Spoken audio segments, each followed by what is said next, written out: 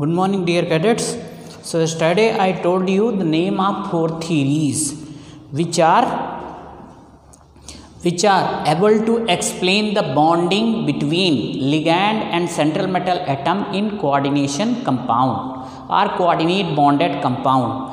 So now in the row, the first one is valence bond theory. Valence bond theory. Okay. So just see, already I told you that valence bond theory is there in 11th class also, but that was explaining the nature of covalent bond. Here what will be there? It will explain the nature of bond which is formed between ligand and central metal atom in the coordination compound. Okay, so this is the valence bond theory for bonding in coordination compound. So now already I wrote some of the points. Okay. So these points, just a minute.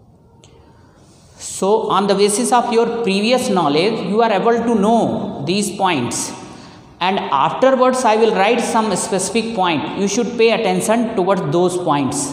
The first point is the central metal atom has a certain number of vacant orbital. And total number of vacant orbital is equal to the coordination number, secondary valency of central metal atom. So already in the Werner theory, what I explained, there are two types of valency exhibited by the central metal atom or ion. Primary valency, that is equivalent to oxidation number, and secondary valency, that is equal to coordination number. So central metal atom in coordination compound will have certain number of vacant orbital, and that vacant orbital will be equal to the coordination number of central metal atom, and coordination number means secondary valency. So the number of vacant orbital is equal to secondary valency exhibited by the central metal atom. Okay, the theory completely rely on hybridization concept, and you know the meaning of hybridization: intermixing of atomic orbitals having slight difference in the energy. So these vacant orbital, they undergo hybridization, and after hybridization they are forming the new set of orbital which are equal in shape, size and energy. Okay, next one is, now try to understand, new set of orbital is ready and those set of orbital is vacant now. Okay, so now ligand should be the species which have at least one lone pair of electron. Okay, so the species which is acting as a ligand must have at least one lone pair of electron, and that should be easily available for donation to central metal atom or ion. So the species which is acting as a ligand that must able to donate pair of electron to central metal atom. Actually that is donating their lone pair of electron to the vacant orbitals which have already undergone hybridization. Okay, so the characteristics of ligand, what it should be, they should easily donate pair of electron. Okay, last point is the bond between metal and ligand is coordinate bond. According to this theory, the bond which is formed between central metal atom and ligand is purely coordinate bond. Now these are 4 points, and afterwards some more points are there, I will write. Okay, so here there is no problem, more or less you know these points. Okay, so now afterwards whatever point I am writing, they are important.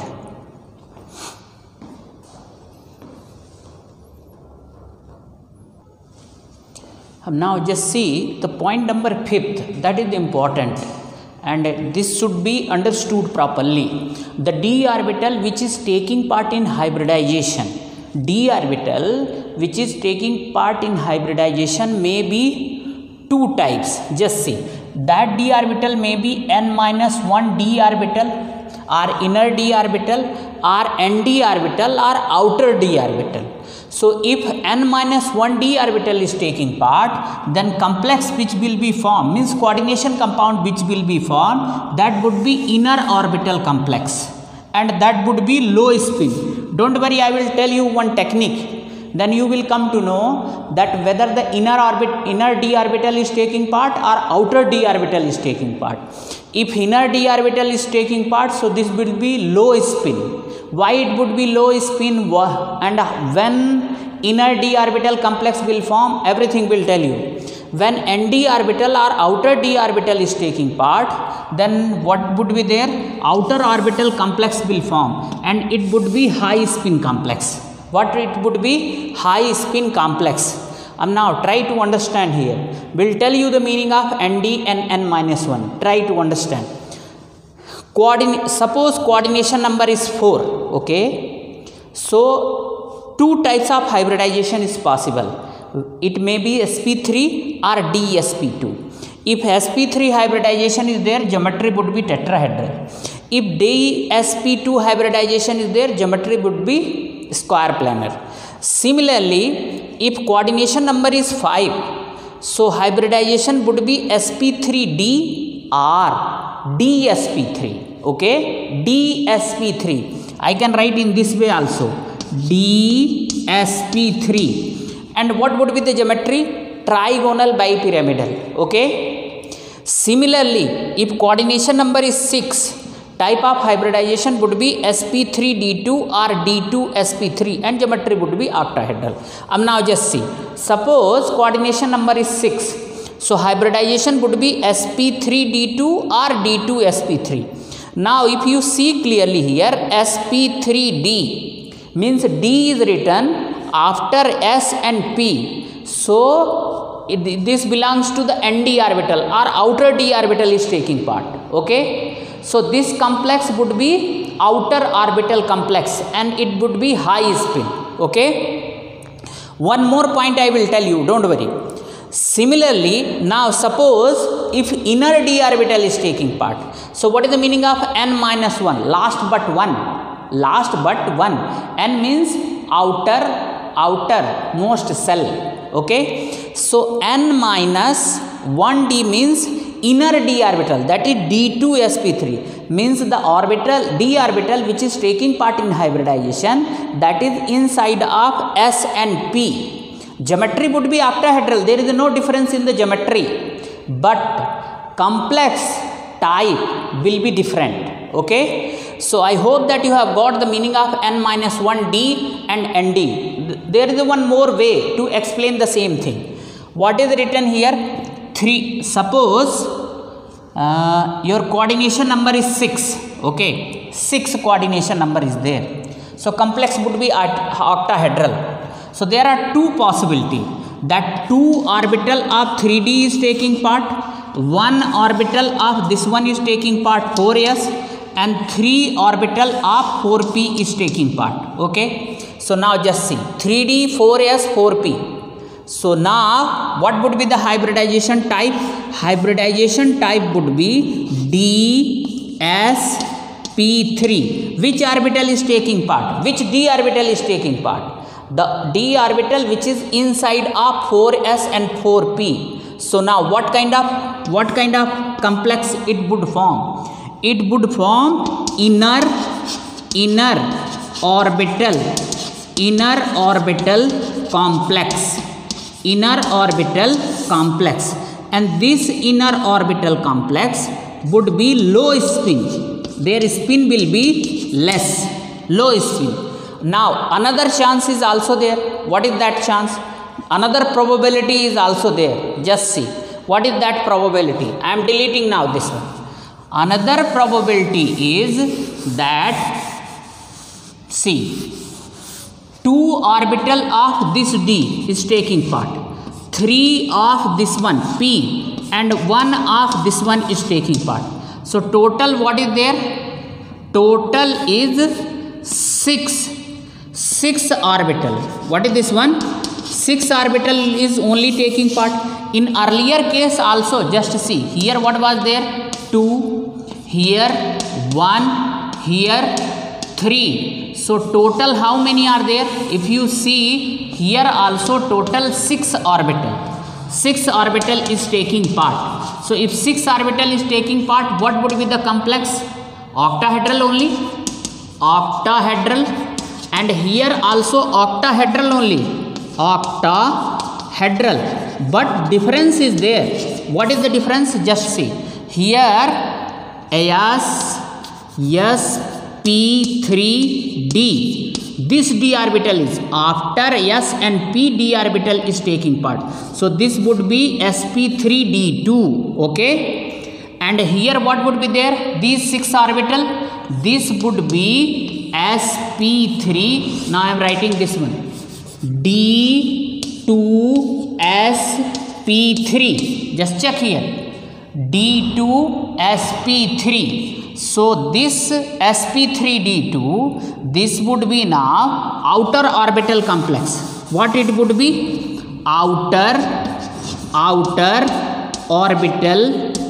outer orbital complex, and this outer orbital complex would be high spin. okay, and this d2sp3, this would be inner orbital complex.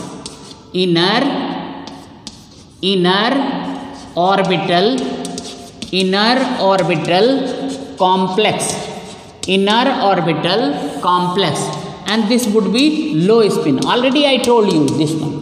okay, so that is the meaning of inner and outer d orbital complex. I hope that you have got it. Now just try to understand.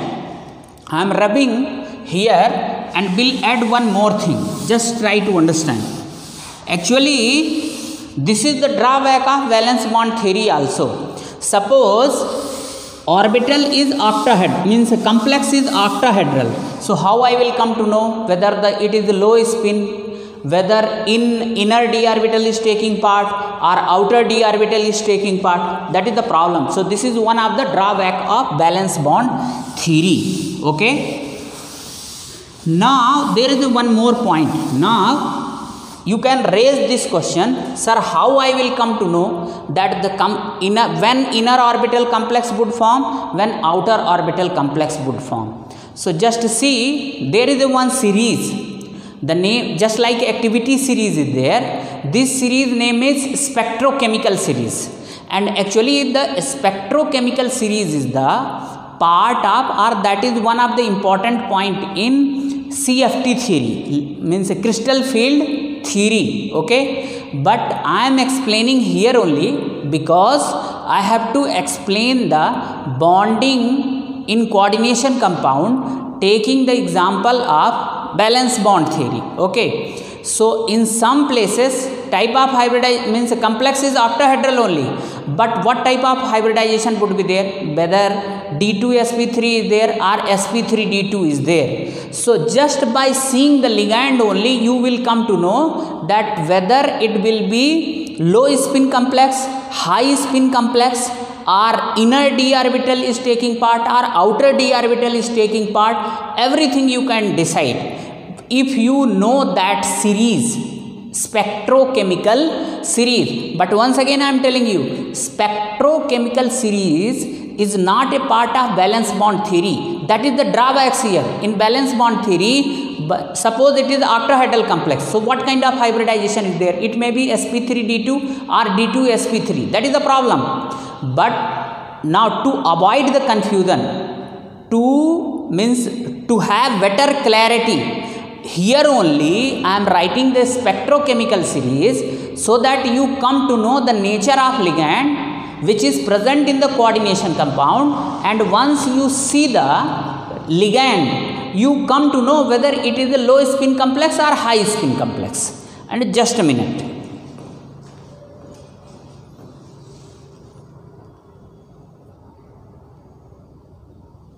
Okay, so just see, this is the spectrochemical series. Now I have to tell so many things about the spectrochemical series. Right now just you note down the order. When I will teach you crystal field theory, at that time will tell you in detail what about this one spectrochemical series. Right now just see, this is the water which is at the center. The ligands whose strength is greater than water, they are known as strong field ligand. Just see, NCS, EDTA, NH3, EN, NO2, CN, and at the end what is there? CO, carbon monoxide, carbonyl, CO. So strongest field ligand is CO, okay, and the ligand whose strength is less than water, they are known as weak field ligand. Oxalato, C2O4, OH negative, F negative, S2 negative, Cl negative, SCl single negative, Br negative and I negative. So the weakest field ligand is I negative. Now just see. Now what is our basic question? How I will come to know that the complex form is inner orbital complex and low spin? Try to understand. You see the, just see, I will write here two complex compound. Just see. K4 FeCN6, okay, K4 FeCN6. There is one more compound, K2 HgI4, okay. Are you getting my point?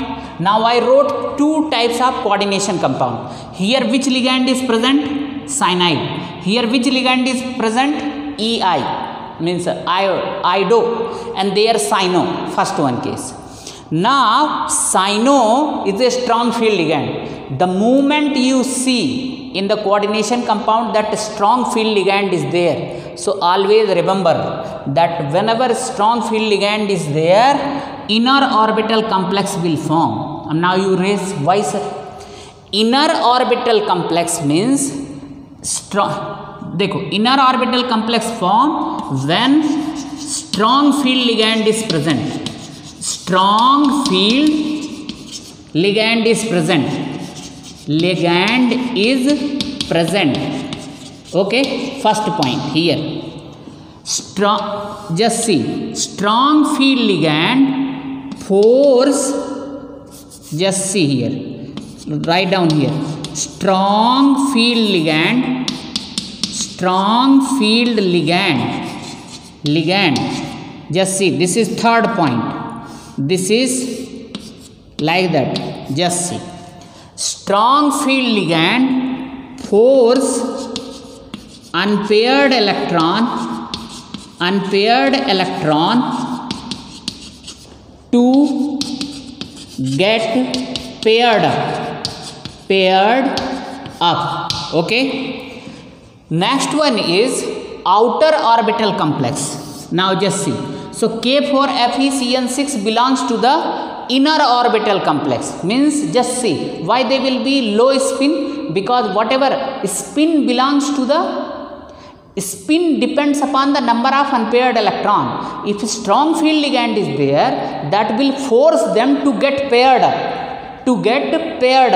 and once they get paired up, so total spin will be less. That is why they will be the low spin complex. Okay, now we'll explain you why in presence of strong field ligand inner d orbital is taking part. Just see, simple thing is there. Just see, suppose d is having 5 orbital, okay, and now in those 5 orbital, one unpaired singly occupied d orbital is there. If strong field ligand is there, so it will force those unpaired electron to get paired up. So just see, out of 5 what would be there?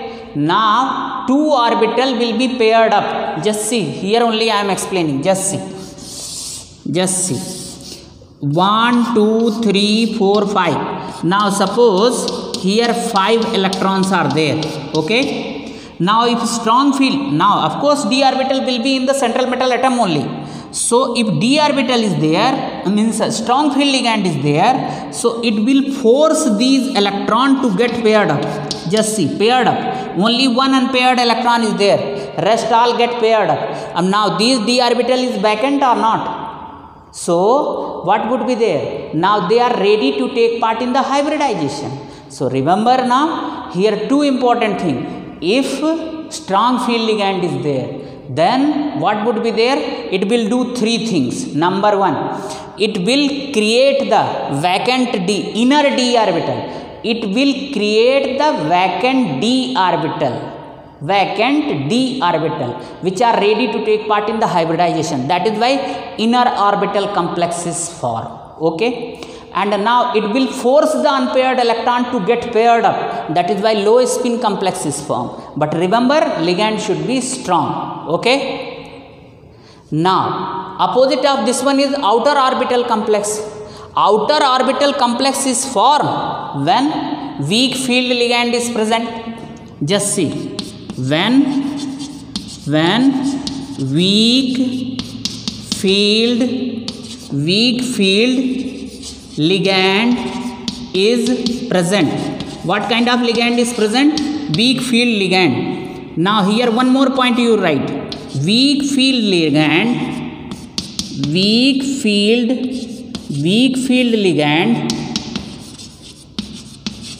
does not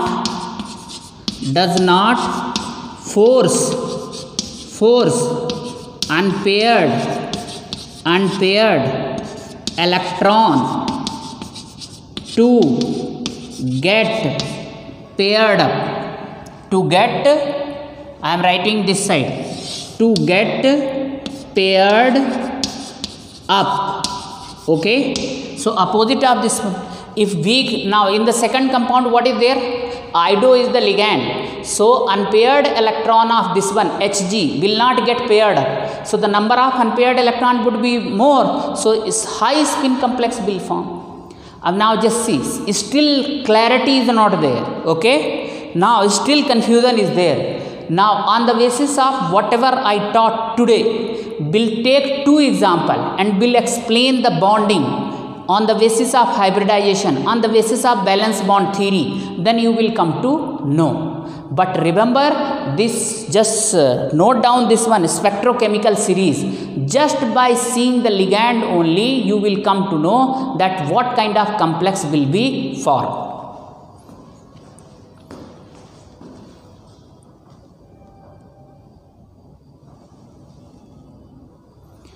So dear cadets, almost time is up. Now I am making video in the second half. So just try to understand. Today is enough. Now explanation of, means application of valence bond theory by taking two examples. Tomorrow I will complete. And still what I am observing in YouTube, that is still you are trailing. Okay, you are trailing. Most of the people are still in the video dated on 9, 10 and 11 November. Okay, so it is better, I am far ahead, so will not exceed the time limit. Just today you manage, tomorrow I will teach. Okay, application part of this theory. Thank you. I hope that you are getting, work hard.